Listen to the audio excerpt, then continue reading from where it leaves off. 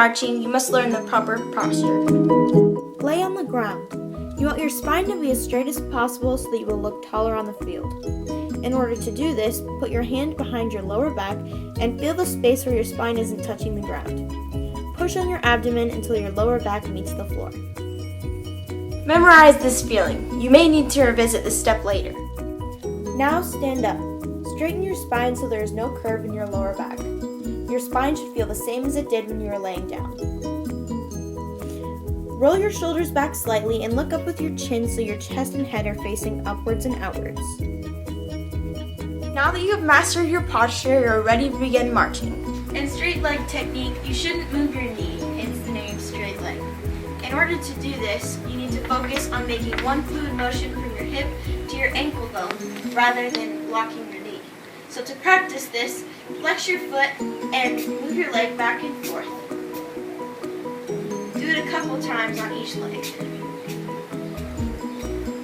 When you're marching, you want to mimic that swinging motion you get from your hips. Let's start by doing one step. Start with correct posture and your heels together at a 45-degree angle. Notice how I push on my right foot to begin my motion, and then starting on my left foot, I swing my leg from my hips, flexing my foot, and end with the bottom of my heel meeting the ground on count 1. Now let's do 2 steps. Again, start with the correct posture and your heels together at a 45-degree angle. Notice how my left heel hits the ground on count 1, my right foot hits the ground on count 2, and in between, in the and, my feet pass each other. On every count, your heel should touch the ground, and on every and, your feet should pass the other.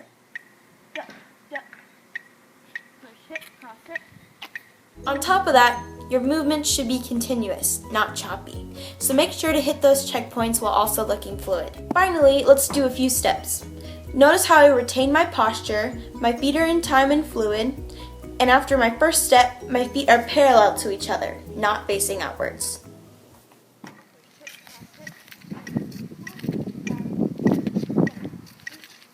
To stop marching, make a prep step on your right foot by pointing your right foot and stepping out, and closing with your left foot, meeting your right in the same 45-degree angle you started out with. The closing of your left foot should happen on count 1. Altogether, here's what 8 steps would look like followed by a close.